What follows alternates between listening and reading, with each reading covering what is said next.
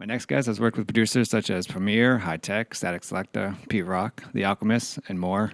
He's released 10 albums, about to release his 11th, Order in Chaos. He's Reks, and I want to welcome him back to Library to Einenkel. Thanks for being here, man. Thanks for having me, man. This is great. I mean, finally in person. Last time we were on the phone. Exactly. Now it's in person. So let's start from the beginning.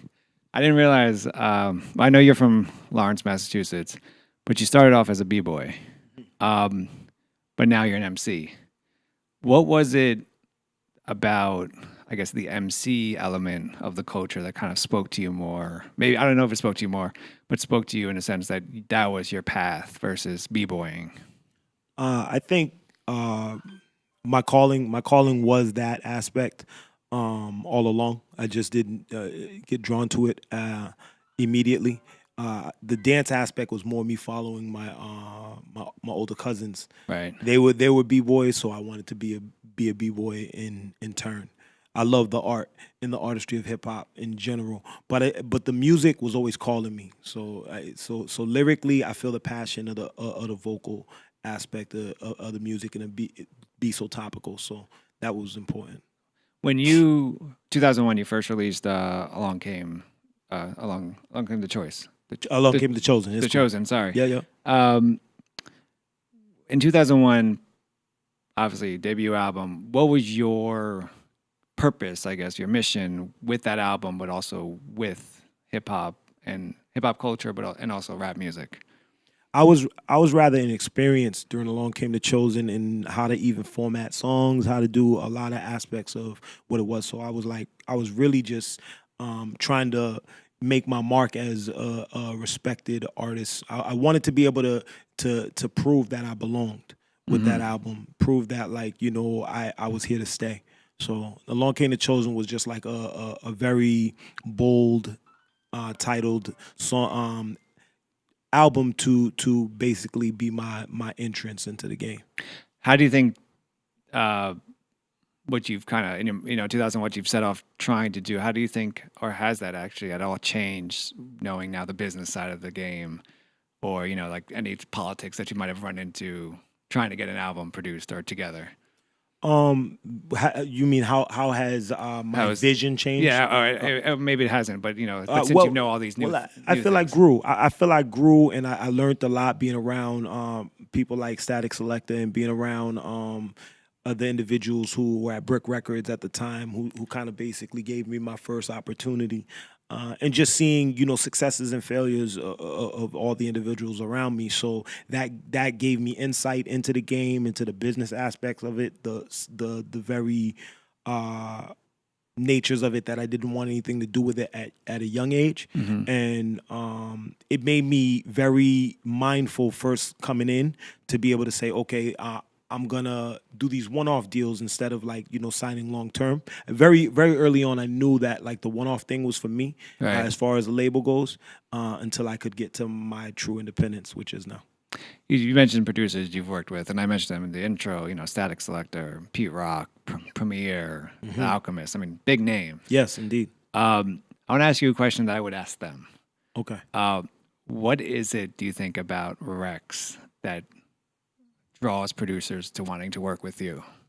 I think passion and the voice. I think it lends itself to the golden era sound. My voice, even though it was more modern. 2001 going forward, it was falling the tail end of what people would consider the golden era. But my voice kind of lend itself to the sound that was kind of missing for a long period of time. If you could talk briefly kind of about a few of the producers you work with, what has been the most surprising in terms of the stuff you didn't know they did, or even as producers, that kind of surprising in a good way, surprising that made you step up your lyrical game, or made you step up your writing skills, or your I don't know, like planning out a song. I mean, is there anything that surprised you, but also you learned from them? I think Statik first, I would say, is he's a master craftsman. What I noticed about him in working through Pro Tools and being able to manipulate a full production, right, in that capacity, I found real fascinating. But then I was like, it takes a lot of talent to be able to do what he does and do it so simplistic. And I think over the years, I wanted to learn how to master, attacking a topic and being able to do it cohesively, without having to have extended days of doing. I write extremely fast, but I never really wrote. It never really took me days to write a verse or a full song or anything like that. But over the years, it's become like pretty easy to like pen a 16 and to like flow with the different joints that I've done. So, Are you writing based on the beat, or are you have already something planned out and then they fit the beat around? when I first started off, I didn't have access to production like that. So I had production, like I had the Soul Searchers who lent me their sound bed for the first few couple of albums. But I didn't have the access to like production on a consistent basis, and I was not internet savvy. I wasn't able to like go on my email and just go through a plethora of like we transfers or drop boxes, right? So I didn't have the same kind of understanding as far as the production goes. But over the periods passing, like more accessibility to beats, changed a lot of that. Snow Goons. Uh-huh. You've worked a bunch with them. Yes. For people that don't know, they're a German-based production group. Mm-hmm. How did that collaboration happen? But also, how did you know that it would work? Like, how did you know that their beats would fit your style, and vice versa? Just honestly, like they sent me a record that they wanted me to like, I think do 8 bars on. I can't remember the title of the record. It was like 400 MCs on it. It was a while ago before like Snow Goons was really like, really getting into the prime of their musical capabilities and working with so many cats from Onyx and MOP and all that. But they approached me about jumping on this record, and the record was super dope. It featured cats like Esoteric and Fredro Starr from Onyx, and it was just a great opportunity. So I think I was still in Florida, and I was just getting hip to coming back into the game a bit. Oh, okay. So they sent me the record, laced that. This was them early on again, like I said, and it was a perfect marriage. The voice sounded well over their production. I think it's as simple as that. That's what hip hop should go back to, its simplistic roots. There's a track you do with bars, with terminology NBS. and sick nature And MBS. MBS. Absolutely. You see that video, which I watched like thousands of times, and you're like, this is just lyrical monster after lyrical monster after lyrical monster. Yeah. What was the collab? I mean, and to me, is this an example of like, was there any like, I guess, was it a friendly competition in terms of like writing? Did someone hear?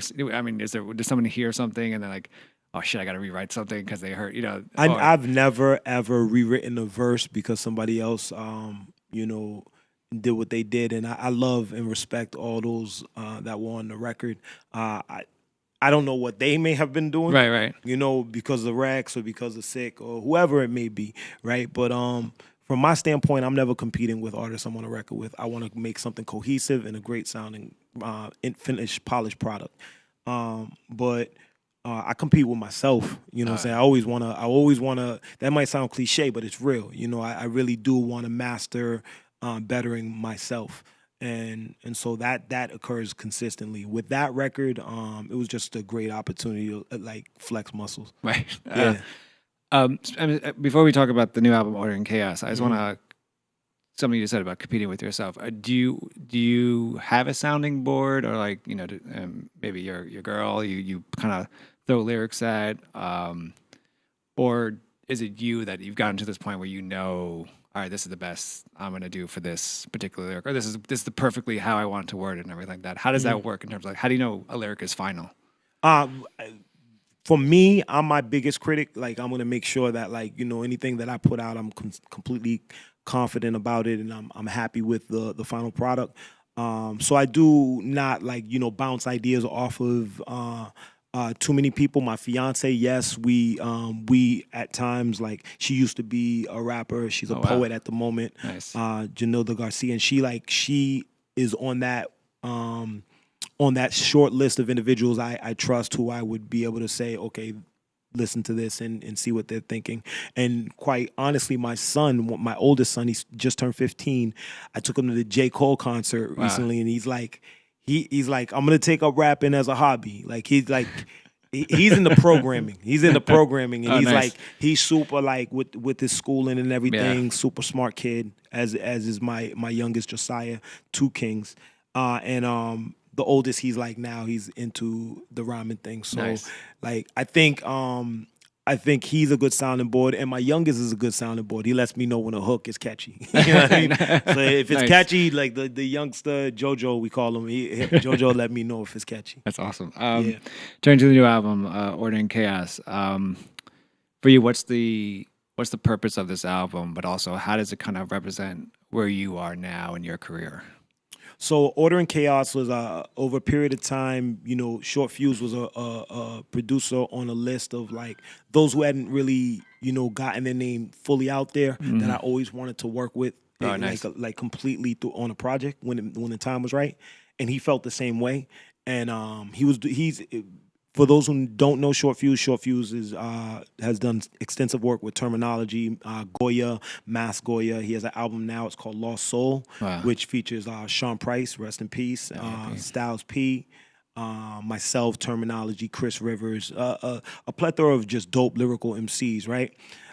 With this album, what we wanted to do, both coming out of Lawrence, Massachusetts, we wanted to kind of highlight what it is like to come from the city specifically, and show the connection to the Latin drive into the city. What drove Puerto Ricans and Dominicans specifically into this small little area from Massachusetts, like just in the middle of nowhere, basically, almost on the cusp of, like, New Hampshire. And the same thing with during the Black Migration, how my family ended up from South Carolina up north into Lawrence, Massachusetts, and how we kind of, like, found that kind of bond through music. And the history prior to us, Lawrence is already an immigrant town, impoverished, was never really supposed to be a location for people who would inhabit the area. It was a working place.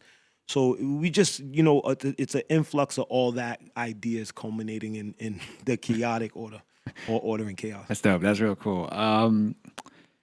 The first track, Plans, Bread and Roses. Yeah. It's with you, obviously, in Short Fyuz. The video, if you go to the video, your page on YouTube, you write, quote, "The greatest unknown MC, Reks." And that kind of stood out to me. Yeah. How do you think kind of that title, "The Greatest Unknown," has helped you in your career and has maybe hurt you in your career? Okay. Well, that's a great question. For me, I feel legacy is very important. So I feel my legacy will be solidified. I truly believe that, like, I've left a quality and impactful resume that for periods beyond my time, like, will stand test of time, and I'm proud of that, and I hold dear to that. I feel like my kids will have something in my words to pass on to theirs and theirs beyond, to know what we represent. So that's important to me. Being the greatest unknown, my coming into the game was filled with ideas of I needed to be Jay-Z level or Biggie level or, like, certain levels because of lyrical capabilities, feeling I wasn't getting enough shine coming from somewhere so small. Right. That all about me mentality. And that was how I was when I was inexperienced and not really truly understanding what building a true legacy is about.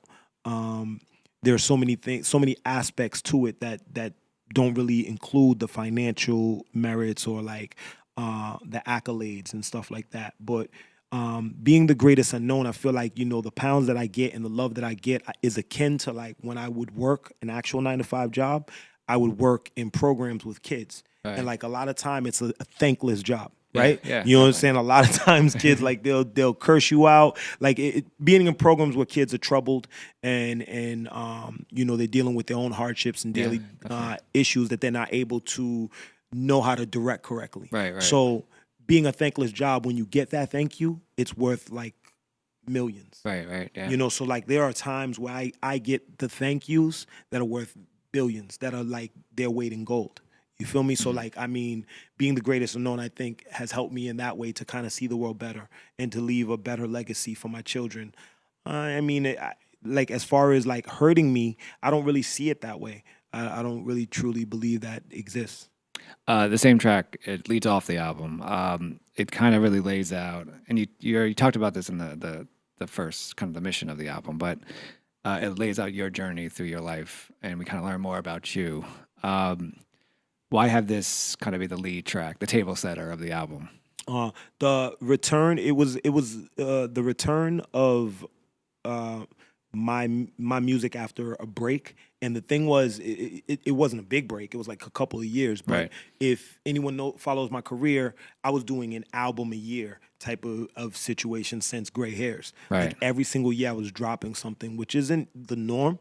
You know, unless you're Terminology, who drops like 40 a year, right? Or the new age cats who are kind of like Yeah. doing it, like who are beating us and besting us at doing it weekly. Right, You know what I'm right, saying? yeah, Like they're like they've brought in a whole nother wave. But for people around our that was like, you know, not the norm.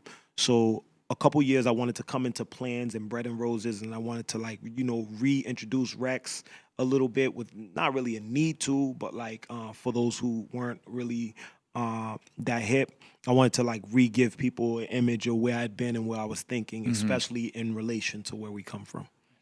You speak of Terminology. He's on the track Pollo X and Collection Plate. Yeah. Um, fifth grade Spanish works. Oh, well. No, no. That's dope. I think you listen to that track and it comes off kind of as two tracks Yeah. because there's two beats. Yeah. Why? I feel like we could do whatever we want. You know what I mean? And especially being independent. Like I just launched my label, Right. BMGI. So that was a long time in the making. But like with my partner Lucky Dice, we came out with this new label, Bullies Music Group Incorporated. We got so much in store, and like we're just able to do whatever we want. Like why Right. not? I wanted to do something different on the intro. It's Plan/Bread and Roses. Right. We have another record, like you said, Pollo/Collection Plate. I felt like they fit together, and instead of like, you know, being like this is the intro to the intro, I did that even when I was with Brick Records though, because my first album I had an intro and then a re-intro. Right. You know what I'm saying? Yeah. So like I just kind of like always like, you know, did things like that lyrically just to like, you know, try something different. You work with Terminology a lot. Yeah, absolutely. Do you remember the first thing you ever heard from him that kind of blew you away in terms of like, oh shit, this guy, he can spit? Yeah, he paid me for a verse. Him and Easy Money, who used to be known as Ed Rock. They were kids coming at Terms from Lawrence moved to Haverhill, and Easy Money's a kid from Haverhill, which is neighborhoods, back-to-back towns in Massachusetts, and the two of them really like were lyrically exceptional very young. Term, I got about 5 years on Term, and from the moment I heard his bars, I was like, this kid's gonna be a problem. And he came from my neighborhood, and you know, maybe then we were competitive, and a lot of people were competitive in our neighborhood because we had so many dope MCs coming out from Right. where we've come from Crumb Snatcher, Scientific, I mentioned Esoteric, you know, Acrobatic, Mr. Lift, Edo G, all these different like great people coming out of our neighborhood. The competition was high. Yeah. I knew this kid was going to be a problem, and I was like, yeah, you know what I'm saying, super dope. The last track on the album is Celebrate. Celebrate, you spit, I wish Obama did more for us. Two questions here. What did you want him to do more of? And then two, if someone said you're a political rapper, would you shy away from that, or how would you embrace that title or not? I'm absolutely politically aware, and so calling me a political rapper doesn't offend me at all in any regard. Obama did a lot that Obama didn't do a lot that he should have. Um, uh, in terms of the difficulties that were going on in our communities at the period in time, I don't, I'm not saying I'm super critical, Right. but I felt like the need for calming feelings was great on Right. the Obama family's half, and that's going to last for a very long time. However, there are periods, there are pieces of our people that require healing and that require direct attention that were left untouched and untapped into. And I do feel like being the voice of our people, and when I say our people, I don't mean Africans displaced. I mean our people, just people in general in the Right. United States of America, right? You're the representation of who we are. And a portion of that people were dealing with such a hardship that you directly understand. Right. And I feel like he missed the ball on that one. He missed it severely. Now, being a voice of reason and calm in a supremely like wise and approach presidential candidate Yeah. and individual, I think he was exceptional. So I don't want people to get the idea misconstrued. Right. Like how I view Obama is not extremely one way, and it's not linear. It's not one line, but there are various layers that we need to unpeel of the onion, right? So he made promises, just as other presidents made promises. Right. I look at all presidents kind of. I throw them all in the same basket, and I say they're all gonna say this, and they're not gonna do Right. the majority Right. of what they say they're gonna do. So Guantanamo Bay was a big issue in my mind, especially the way he spoke as a candidate Right. versus what he became and did as a president. Right. His approach to Wall Street as a candidate versus a president Yeah. was very difficult for me. Like I'm tapped in terms of and more tapped in now to Wall Street and what's the deal with the Federal Reserve and lobbyists and things like of that nature more now than I was then. But I'm always consistently learning and reevaluating things that I thought then and the way I've grown. Right. And I just feel Obama, he missed it on several areas. The war too. I mean, the war absolutely. 6 of them under. Yeah, the war absolutely. And this my next question. This is solely from kind of an artistic standpoint. And what's better for you in terms of inspiration, or just in terms of being able to write an Obama presidency or a Trump presidency? Easier to write? No, easy to write. Like as an artist, what kind of, I guess, administration, a presidential administration, would it be Obama administration or currently or Trump administration that would kind of have you become an? I mean, it's easier for you to write. Okay, that's a great and interesting question. For me, I don't think either stand out one way or the not one way or the other. Stand out more. Obviously, they are polar opposites, and so they're the way I would address kind of the same topics would be like the same for me, but like in dealing with each individual is completely different. They both offer immense opportunities. I think Trump would be easier, but a cheat sheet in terms of a lot of like his flaws. Yeah. But like I guess I would say I'd prefer to talk in terms of the Obama presidency because those are the things that people miss. The issues that are very important to our people as a whole that we tend to like kind of like gloss over or miss, and I would prefer that one. So here's my last question. Okay. I asked this to DMC and from DMC and Yo-Yo. Is there a verse maybe that you're currently working on, or that you're just the most proud of? Like kind of like the holy shit, I can't believe I wrote that verse. that you could spit for us and kind of talk about quickly why this is the verse that kind of like.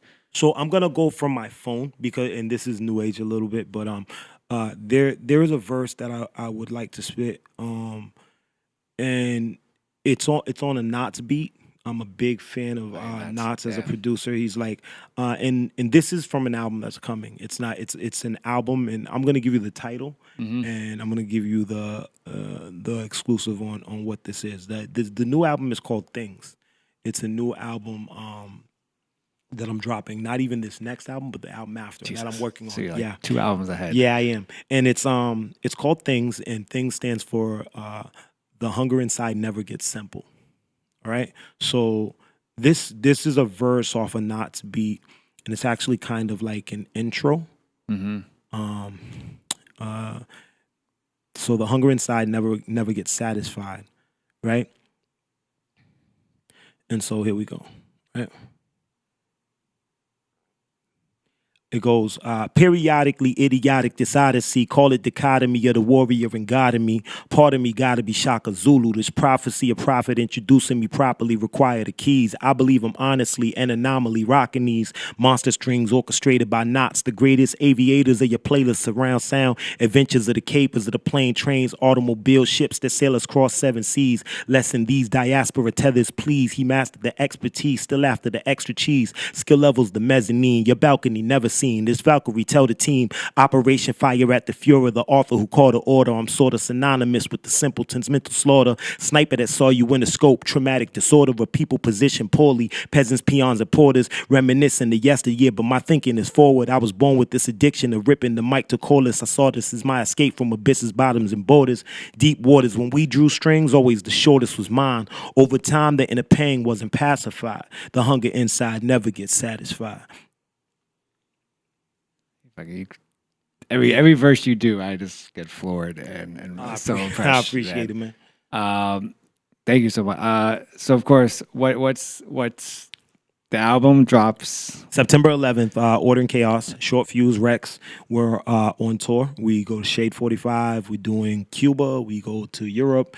Come back and we're doing the States. We're in New York, Rochester, Harrisburg, Pennsylvania. New Jersey, Vermont, basically all of the East Coast. We're going to be hitting the East Coast, and then we're going back to Europe again. So real proud of this album. It's the first dropping on my official label, BMGI, Bullies Music Group Incorporated, and we're happy about it. And of course, we got to do it. Got to give it the socials. Oh, absolutely. So follow me pretty much on everything. I've improved a little bit. So most of the handles are ReksHipHop.com. When you go to Twitter, it changes up. It's The Real Reks. And then, so / The Real Reks. Also on YouTube / The Real Reks. Everything else, SoundCloud, Spotify, which I have my love-hate relationship with. And all these other ones are, ReksHipHop.com. But now we have the website dropping that we built from scratch, BulliesMusic.com, where you can purchase Bully gear, do booking, purchase tickets, everything that needs to do that has to relate to BMGI. So BulliesMusic.com. New album, Order and Chaos, Reks. Once again, it's been an honor again to talk to you on the Library of Einenkel. Thank you so much, man. Salute and thank you, Tim. Cool.